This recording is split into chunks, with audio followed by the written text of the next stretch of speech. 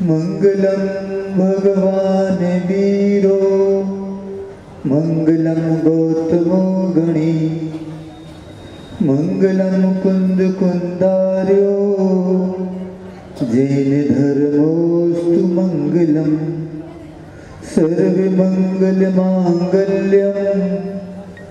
क्या कर रहे हो? उस व्यक्ति ने कहा, मैं भगवान का चित्र बना रहा हूँ।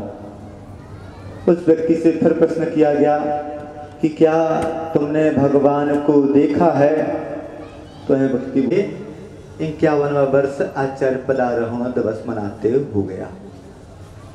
आचार्य भगवान के व्यक्तित्व को देखा जाए तो उस व्यक्तित्व में 3 बातें उभर कर विशेष रूप से सामने आती हैं। कौन कौन सी 3 बातें हैं? एक उनका दार्शनिक पक्ष, दूसरा उनका आध्यात्मिक पक्ष और तीसरा उनका व्यवहारिक पक्ष। दार्शनिक, आध्यात्मिक और व्यवहारिक, इन तीनों समष्टि का नाम आचार्य विद्यासागर जी महाराज है। उनका दर्शन कैसा है? मुखमाटी ग्रंथ लिख दिया गया। कहने को तो आचार्य महाराज मात्र 9th क्लास तक 9वीं तक पढ़े हुए हैं, परंतु जिन्होंने जो उनका चिंतन आता चला जाता है वह दर्शन शास्त्र की परिभाषा बनता चला जाता है। मुखमाटी ग्रंथ लिखा और मुखमाटी ग्रंथ आज भी ऐसा महाकाव्य जो MA के दर्शन शास्त्र में पढ़ाया जा रहा है। अब सोच लीजिए कि दर्शन 2 प्रकार के व्यक्ति होते हैं। एक व्यक्ति वह होता है कि जिसके पास मात्र दर्शन है, परंतु यदि आचरण ना हो तो वह उसका दर्शन किसी काम का नहीं रहता।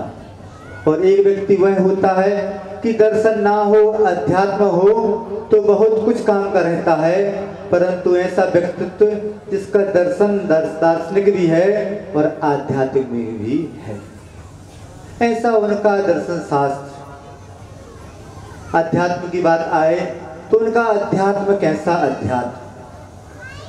आज से 50-60 साल पहले अध्यात्म की बात बहुत हुआ करती थी, परंतु कैसा अध्यात्म था कि वह अध्यात्म की बात तो होती थी, परंतु आचरण से शून्य अध्यात्म किसी कार्य का, काम का नहीं होता। अब सोच लीजिए कि आचार्य महाराज का अध्यात्म कैसा है और तथा कथित जो मात्र स्वाध्यायशील तो हैं, परंतु अध्यात्म उनके जीवन में अभी आया ही नहीं। जहाँ पर निरंतर द्वेष भावना की बात हो, जहाँ पर निरंतर निंदा की बात हो, वहाँ पर अध्यात्म की बात हो भी रही है, परंतु कैसी अध्यात्म की बात हो रही है कि वह अध्यात्म ही पाप का बंद कराने वाला उनका हो गया। पर आचार्य महाराज का अध्यात्म ही ऐसा प्रबल पक्ष है कि आज पूज्य प्रमाण सागर जी महाराज जी से कहा गया, किसी व्यक्ति ने बोला कि महाराज एक बात तो बतलाइए कि आचार्य महाराज जब भी आहार लेते हैं किसी भी व्यक्ति से कुछ भी नहीं त्याग करवाते, बस शुद्धि बोली और आहार लेते चले जाते हैं। तो पूज्य प्रमाण सागर जी महाराज जी ने क्या उत्तर दिया कि जब बिना बोलने के बाद तो व्यक्ति मात्र रात्रि भोजन आदि का त्याग करता है, और बिना बोले देख लो आज के समय में सबसे बड़ा संग किसका है? बिना बोले जब हजारों व्यक्ति कपड़े उतारने के लिए तैयार हों तो उन्हें क्या बोलने की जरूरत है? ये सब किसका फल है? ये सब उनके उस अध्यात्म का ही फल है। अमरकंटक की बात है। अमरकंटक में आचार्य महाराज स्वाध्याय करवा रहे थे प्रमेय रत्नमाला का। वह स्वाध्याय ऐसा स्वाध्याय न्याय का पक्ष, न्याय कैसा कि ऐसा न्याय कि कहा जाता है कि सामान्य व्यक्ति न्याय की बात करे तो कुछ ज्ञान उसको पल्ले पड़ता नहीं, परंतु आचार्य महाराज वह न्याय का विषय भी पढ़ा रहे थे। तो ऐसे अध्यात्म के साथ पढ़ा रहे थे, ऐसे अध्यात्म के साथ पढ़ा रहे थे कि उनका अध्यात्म कैसा था। तो उस दिन देखने में आया कि उनका अध्यात्म आचरण में उतरा हुआ अध्यात्म था। आचार्य महाराज के दांत में बहुत दर्द था, ऐसा दर्द था कि उनका चेहरा लाल हुआ जा रहा था, सिर दर्द हो रहा था, गले में दांत में भी दर्द था। तो बस पूज्य प्रसाद सागर जी महाराज जी ने एक बात बोली कि महाराज जी अब बस रहने दीजिए। आज किसी ने घड़ी की ओर दृष्टि दी, बोलते हैं अभी समय ही कितना हुआ है, अभी मात्र आधा घंटा ही स्वाध्याय को हुआ है। तो कहा महाराज नहीं, हम लोगों को जंगल जाना है। महाराज ने कहा कि नहीं अभी तो थोड़ा और रहने दो। जब 5-10 मिनट और हुए तब पूज्य प्रसाद सागर जी ने फिर बोला कि महाराज अब तो रहने दो, हम लोगों को जाना है। तो आचिसी ने भी क्लास छोड़ दी। क्लास छोड़ी, कमरे में आए और 3-4 महाराज जी आचिसी की वैयावृत्ति करने लगे।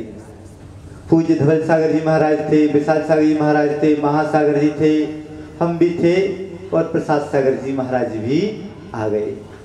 प्रसाद सागर जी महाराज जी आए और वैयावृत्ति करने के लिए हुए। तो आचिसी बोलते हैं क्यों प्रसाद, तुम्हें तो जंगल जाना था। तो बोलते महाराज जी थोड़े लेट चले जाएंगे। बात चल रही थी, पूज्य महाराज बोलते हैं कि महाराज जब रघुवीर रात में कान में दर्द हो तो मालूम चलता है, भेद विज्ञान हो जाता है, भेद ज्ञान हो जाता है, अपने पराये का एहसास हो जाता है। रात में साथी सो रहे हैं और अपने कान में दर्द है, नींद खुली हुई है, उस समय किसी को जगा भी नहीं सकते और उसको अपन को ही कान के दर्द को सहन करना है। दूसरे महाराज ने बोला महाराज जब कभी घुटने में दर्द हो, एक एक कदम रखते हैं, चलने में मालूम चल जाता है कि कैसे पैर रखे जा रहे हैं। उसके बाद किन्हीं महाराज ने किसी दर्द को बताया, किसी ने पीठ का दर्द बताया, किसी ने गर्दन का दर्द बताया। उस समय आचार्य महाराज ने कहा कि तुम लोग सब शरीर के दर्द की बात कर रहे हो, अभी तुम लोगों की आत्मा के दर्द की वो दृष्टि गई ही नहीं। जिस दिन आत्मा के दर्द की वो तुम लोगों की दृष्टि चली जाएगी, उस दिन तुम लोग आत्मा के रोगों से भी मुक्त हो जाओगी। अब सोच लीजिए कि इतना दर्द है कि बोला नहीं जा रहा है। और उस समय भी आचार्य महाराज बोल रहे हैं कि आत्मा के दर्द की ओर तुम लोग दृष्टि ले जाओ। ऐसा है उनका आध्यात्मिक पक्ष। दूसरी बात आती है कि उनका व्यवहारिक पक्ष कैसा है। उनका व्यवहारिक पक्ष, उनके व्यवहार को देखा जाए, आचार्य महाराज ने कहा कि कभी कोई व्यक्ति बहुत ज्यादा ज्ञान क्यों ना हो, बहुत अच्छी व्यक्तित्व कला भी क्यों ना हो, परंतु यदि व्यक्ति व्यवहार शून्य है तो उस व्यक्ति की ना व्यक्तित्व कला मायने रखती है और ना उसका ज्ञान भी मायने रखता है। आचार्य महाराज व्यवहारिक पक्ष की बात चल रही है कि जब आचार्य महाराज भाग्योदय का निर्माण होने को जा रहा था, आचार्य महाराज ने आशीर्वाद दे दिया और उस समय तथाकथित विद्वानों ने एक लेख निकाल दिया, बात बोल दी कि आचार्य महाराज के द्वारा खून का व्यापार शुरू किया जा रहा है। उस समय संघ के साधुओं ने इसका विरोध करना भी शुरू कर दिया, परंतु आचार्य महाराज भाग्योदय में ही चतुर्मास कर रहे थे। उस समय हम कुछ भी नहीं थे। उस समय सुनने में आया कि आचार्य महाराज कार्तिक निरूपिक्षा की क्लास लेते थे, परंतु कभी भी उनके मंच से किसी भी प्रकार का विरोध नहीं हुआ। उस समय जब इस प्रकार की बात आई कि आचार्य महाराज आप तो कुछ बोलिए, तो आचार्य ने क्या बोला कि भैया अपने पास तो किसी प्रकार की पत्रिका आदि है नहीं कि अपन उनका विरोध कर सकें। आचार्य बोलते हैं जवाब ना देना ही लाजवाब है।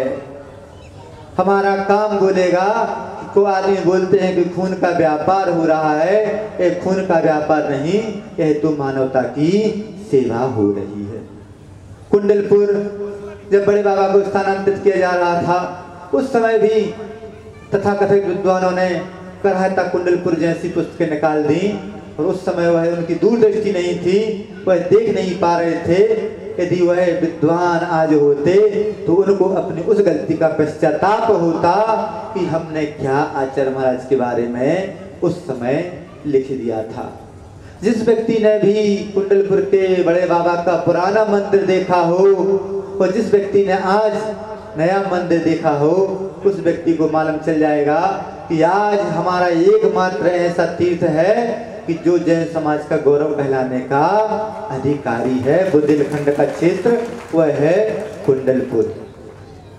आचार्य महाराज की और बातें कही जाएं, हम लोग ब्रह्मचारी थे, हम लोगों की ड्रेस चेंज हुई। ड्रेस चेंज होने के बाद हम लोगों के लिए आचार्य ने कुंडलपुर के महोत्सव के बाद बोल दिया कि आप लोगों को अब घर जाना है, घर जाना है। हम लोगों की ड्रेस चेंज हो चुकी थी। आचार्य महाराज बोलते हैं घर जाना है। बोला कि महाराज घर तो जा रहे हैं, वहाँ पर कैसे रहेंगे? तो आचार्य ने एक ही बात बोल दी कि घर तो जा रहे हो परंतु दूसरा चौका नहीं कर देना। हम लोग इस बात को समझ नहीं पाए, नए नए ब्रह्मचारी थे कि दूसरा चौका कैसा न क्या ना कर दें। तो आचार्य बोलते हैं कि जैसा आप लोगों को पहले घर में भोजन मिलता था वैसा ही भोजन करना है। ऐसा नहीं कि आप लोग ब्रह्मचारी हो गए। पूज्य अक्षय सागर जी महाराज जी उस समय संघ में थे और आज महाराज की कृपा दृष्टि हम लोगों के ऊपर थी कि महाराज जी हम लोगों को उस समय संभाल रहे थे। तो उस समय आचार्य महाराज ने क्या बोला कि जैसा घर में भोजन मिल रहा है, अवक्ष भोजन नहीं करना, सात्विक भोजन करना, परंतु ऐसा नहीं कि घर में पहुंच जाओ बोलो कि मैं बहुत बड़ा ब्रह्मचारी हूं, मुझे शुद्धि का भोजन चाहिए, नहीं। तो आज इसी क्या बोल रहे हैं कि दूसरा चौका नहीं कर देना। यह आचार्य महाराज का व्यवहारिक पक्ष है, जिस व्यवहार पक्ष को देखकर ही आज दुनिया उन पर प्रभावित हो रही है। आचार्य महाराज जितनी बात कही जाए कम है, समय भी हो रहा है। पूज्य 3 महाराज और हैं, महाराजों को सुनना है। आज का दिन कौन सा दिन है? आज का दिन आचार्य पदारोहण दिवस का दिन भी है, तो आज का दिन आचार्य त्याग का दिन भी है। आचार्य पदारोहण का दिन कैसा? आचार्य ज्ञान सागर जी महाराज ने अपने उस पद को त्याग करते हुए आचार्य महाराज विद्यासागर जी महाराज के लिए वह आचार्य पद दिया था। आचार्य पद देना जब तक छोड़ना ना हो तब तक देते चले जाओ, वह देना तो नहीं कहलाता। आज बहुत कुछ स्थिति ऐसी हो रही है कि शर्तों के साथ दीक्षा हो रही है। बात कर दी जाती है कि महाराज हम तुमसे दीक्षा तो ले लेंगे परंतु हम किसी और की जय बोलेंगे। हम दीक्षा तो ले लेंगे परंतु हम दूसरी जगह जाकर पालना करेंगे। हम दीक्षा तो ले लेंगे परंतु क्या आप हमें आचार्य पद दोगे? इस प्रकार के आज के समय में बात हो रही है। परंतु पहले के समय कैसा था? पहले के समय ऐसा था कि जब तक गुरु महाराज ना देख लें कि इस व्यक्ति के, इस ब्रह्मचारी के अंदर श्रद्धा कितनी है, इस ब्रह्मचारी के अंदर समर्पण कितना है और इस ब्रह्मचारी के अंदर त्याग की भावना कितनी है। श्रद्धा, समर्पण और त्याग जब तक ना हो तब तक वह दृढ़ता हमारे अंदर आ ही नहीं सकती। पर वह दृढ़ता आचार्य महाराज के पास कैसी थी कि आचार्य महाराज ब्रह्मचारी अवस्था में जब आचार्य ज्ञान सागर जी महाराज के पास पहुंचे और ज्ञान सागर जी महाराज ने एक ही बात बोली कि ऐसे विद्याधर तो बहुत आते हैं और आकर उड़ जाते हैं। उस समय आचार्य महाराज का समर्पण देखिए, त्याग देखिए कि आचार्य महाराज ने बस उसी समय पहला दिन ही दूसरा दिन ही होगा और महाराज के पास जाके बोलते हैं कि महाराज आज से हमारा सवारी का त्याग। आचार्य महाराज, आचार्य ज्ञान सागर जी महाराज जी ने बहुत कोशिश की कि मुझे अपना आचार्य पद त्याग करना है, परंतु आचार्य पद त्याग करूं तो मैं कैसे करूं? बहुत बार बात आई, संघ के सामने बात रखी, परंतु आचार्य महाराज उस समय विद्यासागर जी महाराज मौन रह जाते। जब बात आ गई कि क्या तुम अपना गुरु की समाधि बिगाड़ दोगे, तो उन्होंने कहा कि नहीं, मैं अपने गुरु की समाधि नहीं बिगड़ने दूंगा। तो बात आई कि क्या गुरु दक्षिणा नहीं दोगे, तो वह उनको मजबूरी में पद लेना पड़ा।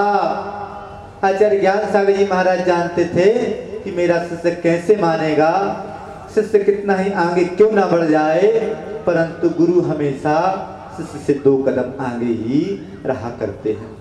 उस समय जब आचार्य महाराज आचार्य पद दे रहे थे, तो आचार्य ज्ञान सागर जी महाराज अपना पद छोड़ रहे थे। उनके चेहरे पर भी मुस्कुराहट थी और आचार्य विद्यासागर जी महाराज पद ले रहे थे, उस समय भी उनके चेहरे पर मुस्कुराहट थी। किसी व्यक्ति ने पूछ लिया कि महाराज यह बात तो समझ में आई कि आचार्य ज्ञान सागर जी महाराज पद से दायित्व से मुक्त हो रहे थे, इसलिए उनके चेहरे पर मुस्कुराहट थी। आपके चेहरे पर क्या आपको आचार्य पद मिल रहा था, इसलिए आपके चेहरे पर मुस्कुराहट थी? तो आचार्य महाराज ने कहा नहीं, यह बात नहीं है। मैंने उसी समय सोच लिया था कि जिस प्रकार हंसते हंसते आचार्य ज्ञान सागर जी महाराज ने अपने पद को छोड़ दिया, उस दिन एक दिन ऐसा भी आएगा कि मैं भी हंसते हंसते अपने पद को छोड़ दूंगा। सोच लो कि अंतर्मुक्त हुआ नहीं, अभी आचार्य पद लिए हुए और छोड़ने की बात आ गई। तो सोच लो कि आचार्य ज्ञान सागर जी महाराज जी से किसी व्यक्ति ने कहा कि महाराज ऐसा आपने क्या देखा कि आपने विद्यासागर जी महाराज को बड़ा बना दिया? तो उस समय ज्ञान सागर जी महाराज ने जो जवाब दिया कि जो शिष्य गुरु की बात अपने आचरण में उतार लेता है, वह शिष्य बड़ा बनने के योग्य हो जाता है। तो ऐसे आचार्य महाराज और आचार्य ज्ञान सागर जी महाराज, इनके विषय में जितनी बात कही जाए उतनी बात कम है। अंत में बस कि मोक्ष मार्ग में क्या किस बात की आवश्यकता होती है, तो कहा जाता है कि मोक्ष मार्ग में क्षमा की आवश्यकता होती है, मोक्ष मार्ग में विश्वास की आवश्यकता होती है, मोक्ष मार्ग में उदारता की आवश्यकता होती है और मोक्ष मार्ग में त्याग की आवश्यकता होती है। आचार्य महाराज जिनके बारे में कहा जाता है कि उनका जो कुछ भी हो उनके पास सब असाधारण है। असाधारण उनकी वाणी है, असाधारण उनका ज्ञान है, असाधारण उनका आचरण है, असाधारण उनका व्यक्तित्व है और असाधारण उनका आशीष भी है। उनके आशीष तले पहले के समय में आप सभी की और हम सभी की क्या स्थिति थी और आज समाज की भी क्या स्थिति हो गई। हर व्यक्ति उस धर्म ध्यान के माध्यम से अपने कल्याण के मार्ग पर आगे बढ़ता चला जा रहा है। ऐसे उस आचार्य पदारोहण दिवस के दिन एक ही भावना भाते हैं कि हे आचार्य भगवान, जैसा आपका निर्दोष चरित्र रहा है, ऐसा हम सभी का भी वह निर्दोष चरित्र का पालन हो। इसी भावनाओं के साथ अहिंसा परमो धर्म की परम उपकारी गुरुदेव आचार्य विद्यासागर जी महामुनिराज की, गुरु नाम गुरु आचार्य भुवन ज्ञान सागर जी महामुनिराज की निवेदन मुनिवर श्री